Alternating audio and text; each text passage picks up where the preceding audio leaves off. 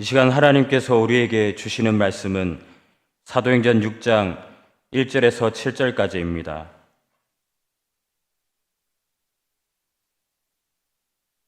신약 196면에 있습니다.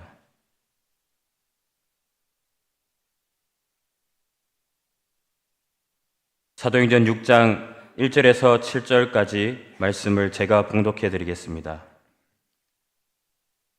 그때에 제자가 더 많아졌는데 헬라파 유대인들이 자기의 과부들이 매일의 구제에 빠짐으로 히브리파 사람을 원망하니 12사도가 모든 제자들을 불러 이르되 우리가 하나님의 말씀을 제쳐놓고 접대를 일삼는 것이 마땅하지 아니하니 형제들아 너희 가운데서 성령과 지혜가 충만하여 칭찬받는 사람 7을 택하라. 우리가 이 일을 그들에게 맡기고 우리는 오로지 기도하는 일과 말씀 사역에 힘쓰리라 하니 온 무리가 이 말을 기뻐하여 믿음과 성령이 충만한 사람 스데반과 또 빌립과 브로고로와 니가노르와 디몬과 바메나와 유대교에 입교했던 안디옥 사람 니골라를 택하여 사도들 앞에 세우니 사도들이 기도하고 그들에게 안수하니라. 하나님의 말씀이 점점 왕성하여 예루살렘에 있는 제자의 수가 더 심히 많아지고 허다한 제사장의 무리도 이 도에 복종하니라. 아멘. 초대교회는 전통 이스라엘 언어인 히브리어를 사용하는 히브리파 유대인과 또 곧 그리스를 사용하는 헬라파 유대인으로 나눠져 있었습니다. BC 586년에 바벨론에 의해서 멸망당한 이에 이스라엘 백성들의 많은 대부분의 사람들이 전 세계 각지로 흩어졌죠. 그래서 자이든 타이든 고국을 떠나서 외국 생활하는 이 디아스포라 유대인들, 이들이 세월이 흐르면서 자연히 당시 국제 통용어였던 헬라어를 구사하게 되었습니다. 그래도 이들은 매년 이스라엘의 3대 절기가 되면 오순절, 유월절, 장막절이 되면은 예루살렘으로 올라와 절기를 지켰습니다. 그 과정에서 이 오순절에 베드로의 설교를 듣고 수많은 사람들, 이방인 디아스포라 그리스도인들이 생기게 되었고 이들이 바로 헬라파 유대인의 주류가 되었습니다. 그러니까 히브리어를 사용하는 유대인들과 헬라어를 사용하는 디아스포라 유대인들이 함께 섞여서 초대교회를 형성하게 되었습니다. 이들은 비록 유대인이라는 같은 줄기를 가지고 있었음에도 불구하고 사는 여러 가지 환경이 달랐기 때문에 서로 다른 세계관을 가지고 있었습니다. 그래서 특히 이제 언어를 구성하면서 언어가 굉장히 이 세계관을 형성하는데 중요한 영향을 미치게 되죠. 그래서 히브리어를 사용하는 사람들은 히브리적 사고관을 가지게 됐는데 하나님의 절대유일 사상 중심으로 이스라엘의 어떤 선민 사상 중심으로 그들의 세계관이 형성되었습니다. 반면에 헬라어를 쓰고 있던 유대인들은 그리스나 로마 등지에 살았기 때문에 좀 더 헬라적인 사고방식, 그러니까 인본주의적이고 합리적이고 또 철학적인 사고방식이 그들의 삶의 가치관으로 들어오게 되었습니다. 이런 배경 속에서 이제 한 교회 공동체 안에서 생활하면서 서로 부대끼다 보니까 문제가 발생하기 시작한 것입니다. 특히 이 구제를 하면서 헬라파 유대인과 히브리파 유대인들 간의 사이에서 서로 다른 시각 때문에 원망과 시비가 생기기 시작했습니다. 1절을 보면은 그때에 제자가 더 많아졌는데 헬라파 유대인들이 자기의 과부들이 매일의 구제에 빠짐으로 히브리파 사람을 원망하였다 그랬습니다. 이 말씀의 공동 번역을 보니까 좀 더 쉽게 이해가 되는데요. 그것은 그들의 과부들이 그날에 식량을 배급받을 때마다 푸대접을 받았기 때문이었다라고 번역하고 있습니다. 즉 구제를 베푸는 일에 있어서 히브리파 유대인의 과부들이 헬라파 유대인 과부들보다 더 보살핌을 받고 헬라파 유대인의 과부들은 좀 푸대접을 받았다라는 것을 말씀하는 거죠. 그런데 사실 이러한 사실은 시각적인 차이로도 볼 수가 있습니다. 물론 실제로 히브리파 유대인들이 자기 히브리 출신의 과부들 구제하는데 좀 더 신경 쓸 수밖에 없는 것이었죠. 그러나 반면에 헬라파 유대인들이 이 영적인 것보다도 물질적인 그런 사고관식, 그런 가치관에 익숙해 있었기 때문에 사실 헬라적인 사고방식에서 지성적인 그런 사고를 가진 헬라파 유대인들은 아무래도 조금 공평하고 또 어떤 자유로운 그런 입장에서 그러한 시각을 바라볼 수 있었다고 볼 수 있습니다. 또 유대인들은 조금 율법적이고 조금 보수적이고 전통적인 입장에서 바라보는 가치관이 있었죠. 그래서 교회가 헬라파 유대인들의 입장에서는 보면은 좀 공평하지 않고 좀 너무 보수적이고 전통적이고 율법적인 입장에서 우리가 차별 대우를 받고 있다. 이런 인식을 가질 것으로 추측됩니다. 그래서 헬라파 유대인들 사이에서 히브리파 유대인에 대한 그런 원망들이 교회 안팎으로 생겨나기 시작했습니다. 이 모습은 오늘날 이 시대의 현상과도 그렇게 별반 다르지 않습니다. 기존 교회에 있었던 전통 교인들과 외부에서 유입된 교인들과의 그런 보이지 않는 갈등과 원망은 어느 교회든지 다 그런 유사한 환경이 있다고 할 수 있습니다. 우리는 한 교회에 있지만 믿음의 정도도 다르고 또 인생의 연륜도 다르고 추구하는 가치관도 다르고 살아왔던 배경과 여러 가지 여러분의 삶의 현장도 다른 것은 사실입니다. 그리스도 안에 있다고 하지만 서로 다른 가치관을 가지고 있기 때문에 때로는 너무나 사소한 그런 문제로 상당한 오해를 겪는 경우가 있다고 하죠. 서울이나 경인 지역에 이사 왔던 분들 처음에 이 경상도 지역에 왔다가 맨날 대화할 때 다투는 줄 알았다. 이렇게 오해하는 경우가 많이 있습니다. 그것은 문화적인 차이고 가치관의 차이 있는데 그것을 그들의 입장, 상대방의 입장에서 이해하지 않으면은 오해의 소지가 많은 것이죠. 그래서 서로 각각의 다른 시각 때문에 요즘도 교회 공동체 안에 그런 배려하는 마음과 상대방의 입장을 먼저 생각하는 마음이 없다면은 역지사지 입장이 되지 않는다면은 오해가 발생하고 충돌이 벌어질 수 있는 소지가 있는 것이죠.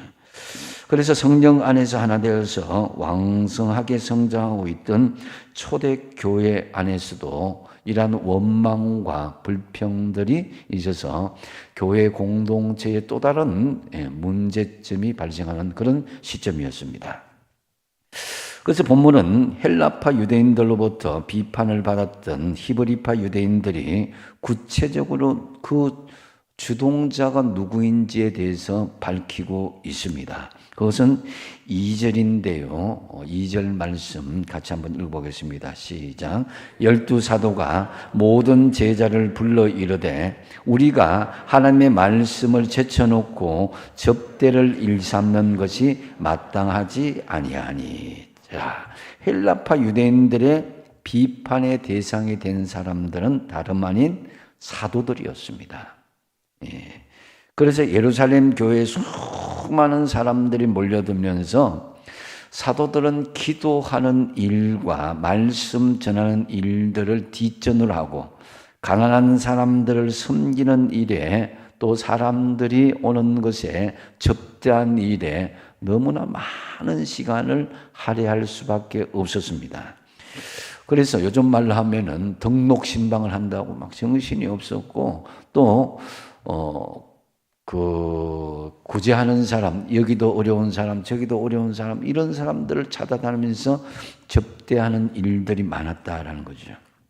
그래서 사도들은 사람들이 많아짐으로 말미암아서 상당히 많은 그런 행정적인 처리까지도 감당해야 되겠습니다. 그런 상황에서 접대를 일삼는다는 것, 이것은 접대를 일삼는다, 쉬지 않고 했다라는 그런 의미인 것이죠. 그러니까 사도들은 접대로 인해서 정작 기도하는 것과 말씀을 준비하는 일에 엄두를 못 내고 있었다라는 거죠. 그러니까 다영년이 이제 사도의 본질의 모습을 잃어버리고 있는 그런 위기의식을 가지고 있었습니다. 그런데 그 과정에서 헬라파 유대인들이 소외되었고 설상가상으로 그들은 불공평하다고 원망까지 듣게 되었다라는 거죠. 그러면은 이게 지속되면은 이 교회 공동체가 분열되고 또 여러 가지 또 교회가 나누어지게 되는 그런 일들이 벌어질 수 있는 상황이 전개되고 있었습니다. 물론 사도들이 의도적으로 헬라파 유대인들을 소홀히 대접하지는 않았을 것입니다. 하지만 이 히브리파 유대인들에게는 사실 사도들은 거의 다가 이제 그 히브리파 유대인들이기 때문에 그 대부분의 주류를 교회 공동체의 주류를 차지하는 것이 바로 히브리파 유대인들이었거든요. 유대인들 이제 전통 유대인들 중심으로 있었기 때문에 아무래도 익숙한 사람들에게도 더 말이라도 따뜻하게 하고 뭐 자식들 안부도 묻고 여러 가지 생활의 형편도 묻고 하는 것들이 좀 더 있지 않았나라는 생각이 듭니다. 처음 보는 사람에게 그렇게 함부로 물을 수는 없잖아요. 이 사도들이 이 불평을 사게 된 원인은 바로 이런 사소한 것에서부터 출발했을 것으로 보여집니다. 이는 오늘날 교회 공동체 안에 있는 문제이기도 합니다. 오래 함께한 사람에게 사실은 더 정이 가고 마음이 가고 또 서로 사소한 그런 안부를 묻는 것, 이것은 지극히 정상적인 일임에도 불구하고 새로 들어온 신입 교인들, 외부 교인들은 소외받는다라는 그런 생각을 충분히 가질 수 있는 개연성이 있는 것입니다. 그래서 오래전부터 함께 해준 사람에게 사실은 뭐 구제할 때도 고기라도 한 점 더 주고, 아이고 지금 그때 그 자식 아픈데 여기 고기 하나 더 갖다 주라고 그렇게 하는 마음들이 있었다는 것입니다. 그것을 어떻게 막을 수가 있었겠습니까? 하지만 그렇다고 본문에서 그렇게만 해석하고 그냥 무시할 수 있는 그런 상황은 아니더라라는 거죠. 그래서 이 문제에 대한 사도들의 진단은 냉정하고 좀 객관적인 진단을 하게 되었습니다. 그래서 사도들은 이 문제 앞에서 자신들의 문제로 인식하고 자신들을 되돌아보았습니다. 반성을 한 거죠. 그리고 하나님의 말씀을 제쳐두고 대접을 일삼는 것이 아니라는 것, 마땅치 않다는 영적인 결론을 내리게 되었다는 거죠. 그래서 사도들은 영적인 중심, 기도와 말씀에 우선적으로 해야 되는 이 부분에서 벗어나지 말고 또 자기들이 주장하던 이 구제와 또 사람들을 접대하는 일들은 성도들에게 분배하는 것으로 하는 것이 낫다라는 그런 결론에 이르게 된 것이죠. 그래서 여러분 요즘도 보면은 각각의 이 삶의 자리에서 하나님께 주신 역할들이 있습니다. 그래서 여러분들이 달란트별로 가진 역할이 있고 직책들이 있는 것입니다. 어떤 사람들은 뭐 교사직임을 너무 행복하게 하는데 교사들을 하면 맡기려고 하면 너무 두려워하는 사람들이 있고, 또 어떤 분들은 찬양대 너무 행복해 하는데 어떤 분은 찬양대는 난 죽어도 못하겠다. 각각의 역할과 그런 일들이 있다라는 거죠. 그래서 목사는 목사에게 목사의 역할이 있고 성도는 성도의 역할들이 있습니다. 그래서 이제 주님의 부르신 자리가 있다는 거죠. 그래서 그리스도인들은 내게 주어진 자리에 다른 사람에 대해서 잘한다고 질투할 것도 없고 못한다고 비하할 필요도 없는 것이 내게 부르신 자리에 그게 충실하면 된다는 거죠. 그래서 하나님의 건강한 교회는 자신이 주어진 자리에 하나님과의 관계에서 부르심의 그 자리에 순종하고 섬기면 된다. 이것이 중요한 것입니다. 어쨌든 자신들의 잘못을 깨달은 사도들은 즉시 대안을 제시하게 되죠. 그것이 바로 3절, 4절 말씀인데요.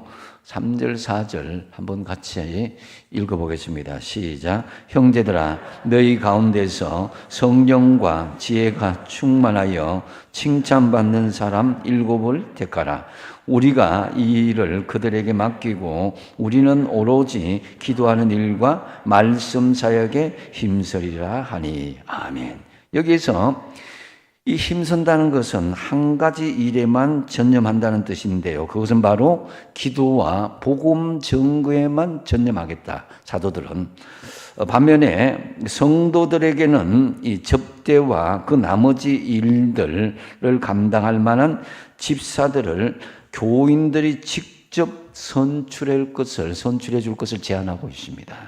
이것은 그동안 소외되었다고 생각하는 헬라파 유대인들을 위한 배려의 마음이기도 했습니다. 사도들이 직접 선출할 경우에 또 다른 원망거리를 제공할 수가 있었기 때문에 사도들은 집사들을 세울 수 있는 권한을 교회 공동체에 맡겼던 것입니다. 요즘 말로 하면은 자유대의 선거죠, 그죠? 그렇게 해서 어떤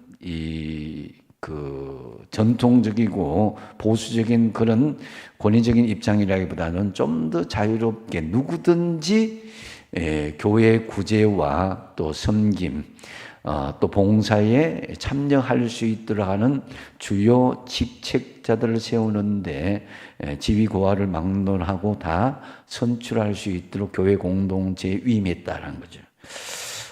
그래서 이제 그 위임한 사람을 바로 집사라는 그런 직분을 줘서 교회 공동체에 맡기고자 했습니다. 이 집사는 헬라어로 디아코노스인데요. 이 디아코노스는 봉사라는 의미인 디아코니아에서 파생된 단어입니다. 그러니까 집사라는 것은 봉사하다라는 그런 의미죠. 영어로는 바로 서비스한다 그러자는 거죠.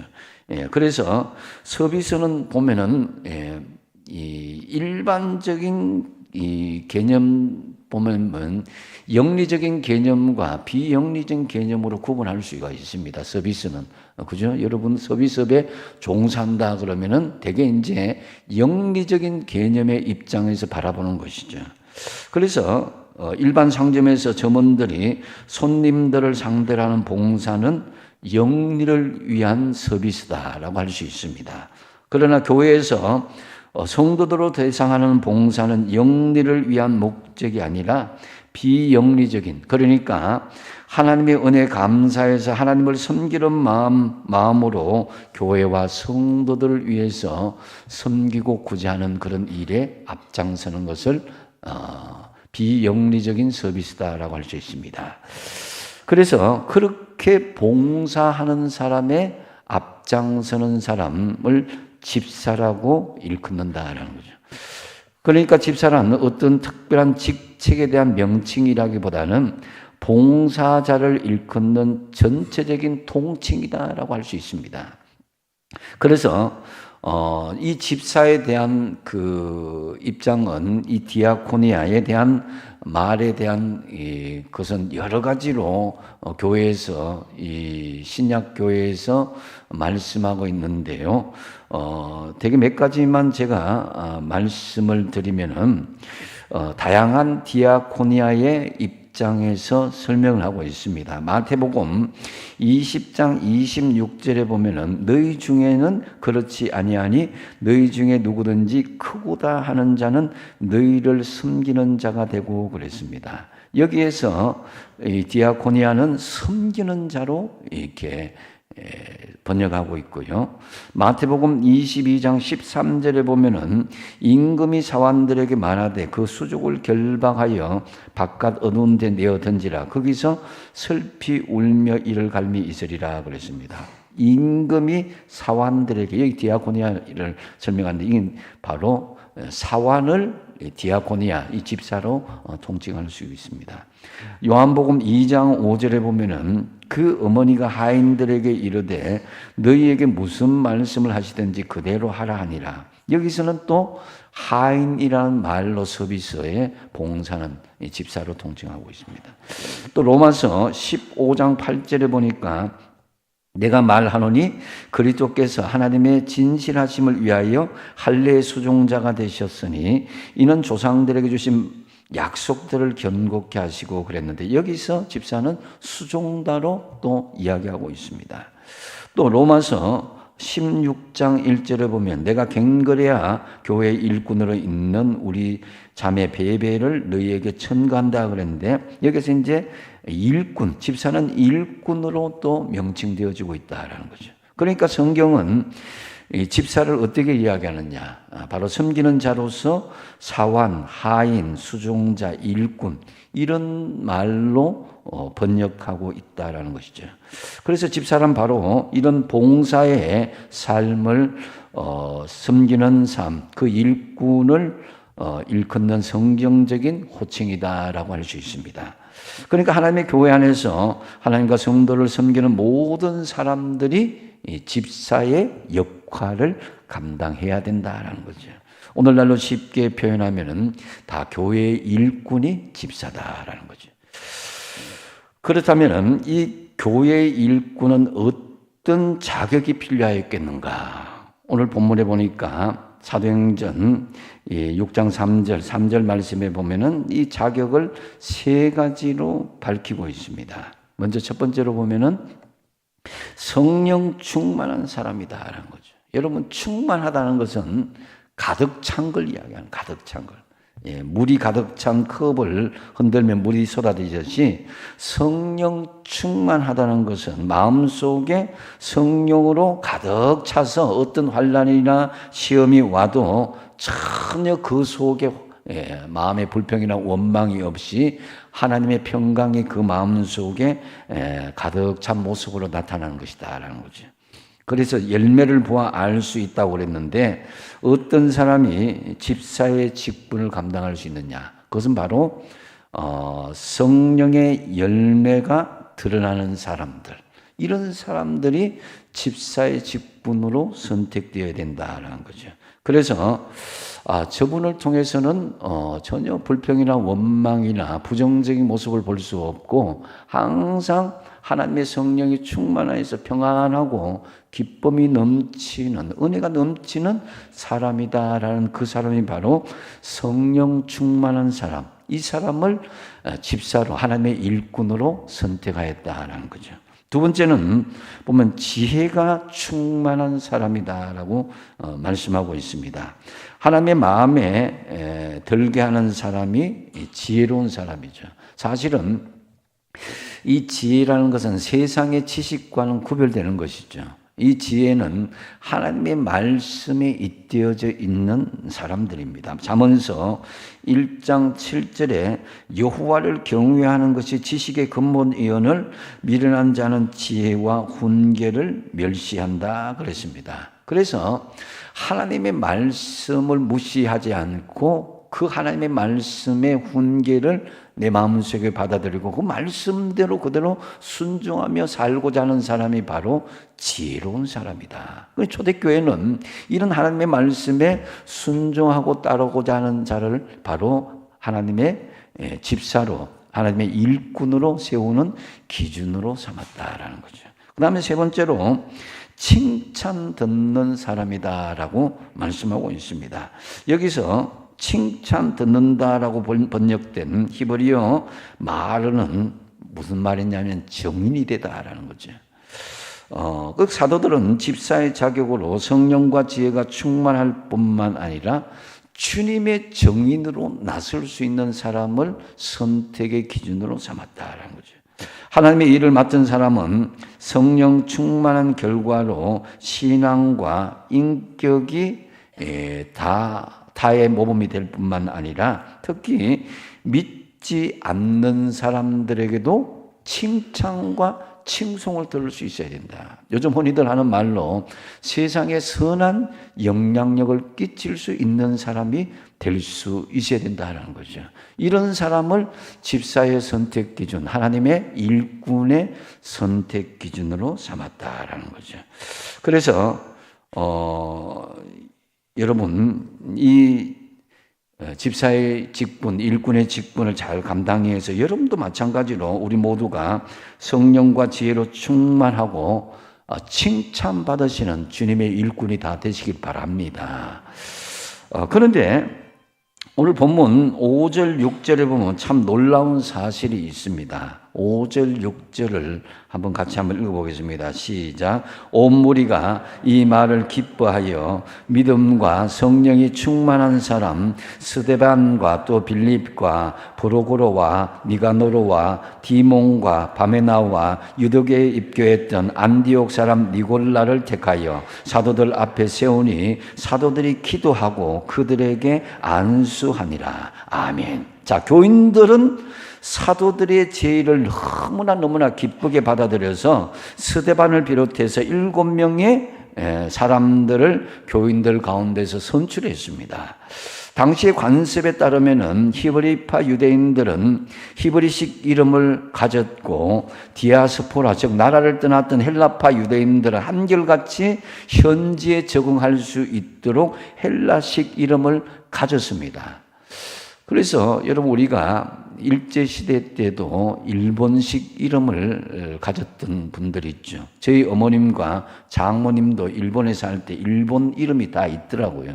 그래서 그곳에 잘 적응할 수 있도록 한 이름들, 유대인들도 마찬가지로 유대인이지만은 유대식의 이름이 아니라 헬라식의 이름을 다 가지고 있었던 것입니다.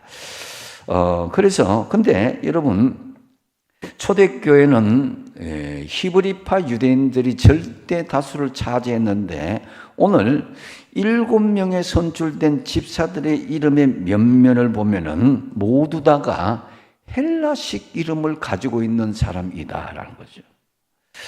이건 굉장히 놀라운 사실이 아닐 수가 없습니다. 말하자면은 절대 다수였고 당연히 기득권을 차지하였던 히브리파 유대인들이 외부에서 들어온 소수에 불과한 헬라파 유대인들에게 표를 몰아주었다라는 것을 알 수가 있습니다. 분명히 자기들의 혈연지연 학연과 연관된 사람들이 많았음에도 불구하고 그들과 전혀 상관이 없는 외부에서 들어온 헬라파 유대인들을 일꾼으로 세웠다. 7지사로 세웠다는 것은 이것은 무엇을 의미하는 것입니까? 그것은 바로 넓은 세계관을 가지고 있었다라는 거죠. 그래서 이제 집사의 선택 기준, 일꾼의 선택 기준이 우리가 넓은 세계관을 가지고 있어야 된다. 넓은 세계관을 가졌던 대표적인 사람이 바울을 끝까지 따라다녔던 의사 누가와 사도 바울이 있는 거죠. 사도 바울은 처음에는 이 유대인들 위한 전도를 하다가 하나님의 말씀을 듣고 이방인을 향한 그런 전도의 쓰임을 받게 되었다라는 거죠. 그래서 사도 바울이 왜 이렇게 이방인들을 위해서 크게 쓰임을 받았냐? 그는 바로 우물한 그런 시각이 아니라 넓은 시각을 가졌기 때문에 그런 로마를 향해야 된다. 세계의 중심이 로마에 있다는 걸 알고 있기 때문에 항상 로마에 가기를 원했던 것입니다. 그래서 로마를 통해서 세계 복음이 펼쳐나가기를 원했다는 거죠. 이것은 바로 사도 바울이 넓은 세계관을 가지고 있었기 때문인 것입니다. 그래서 우물한 개구리처럼 살아가는 좁은 시야를 버리고 넓은 세계를 품을 수 있는 넓은 세계관을 가진 일꾼을 선택하고 또 집사를 선택할 수 있는 기준이 이들에게 있었다는 거죠. 오늘 본문 마지막 절 7절 한번 볼까요? 7절 같이 한번 읽어보겠습니다. 본문 7절입니다. 사도행전 6장 7절 같이 한번 읽어보겠습니다. 시작. 하나님의 말씀이 점점 왕성하여 예루살렘에 있는 제자의 수가 더 심히 많아지고 허다한 제사장의 무리도 이 도에 복종하니라. 아멘. 자, 헬라파 집사들이 교회를 섬기면서 교회는 어떻게 됐다고요? 제자의 수가 점점 많아지고 놀랍게 성장했다는 거죠. 근데 이 특이한 현상은 헬라파 유대인들의 활동을 시작하면서 끝에 허다한 제사장의 무리들도 예수 그리스도의 복음 안으로 들어왔다는 거죠. 그 전에 히브리파 유대인들, 교회 기득권을 가진 사람들이 주도권을 가졌을 때는 같은 부류의 사람들이 들어오지 않았다는 거예요. 전통 유대인들이. 그런데 헬라파 유대인들이 넓은 세계관을 가지고 교회를 운영하다 보니까 기존에 이 제사장급 사람들이 교회 안으로 예수 그리스도의 복음의 진리 안으로 들어오게 되었다는 것은 엄청난 하나님의 역사인 것입니다. 그래서 바로 교회 공동체가 우물한 시각에서 넓은 세계관의 시각으로 가졌을 때의 교회 공동체가 더 흥왕하고 부흥하게 되었고, 심지어는 가장 보수적인 사람들까지도 이 교회에 대해서 배타적으로 여긴 사람들까지도 교회 안으로 들어오게 되었다라는 사실입니다. 그래서 여러분 참으로 모든 사람을 품고 모든 세상을 품는 마음과 세계관으로 저와 여러분 하나님의 일꾼이 다 되시기 바랍니다. 이제 말씀을 정리합니다. 여러분, 저와 여러분은 그리스도 안에서 교회의 일꾼입니다. 우리가 일꾼을 잘 세우기 위해서는 성령과 지혜로 충만해야 되고 사람들에게 칭찬받는 그리스도인이 될 뿐만 아니라 넓은 세계관을 품고 나가야 된다고 그랬습니다.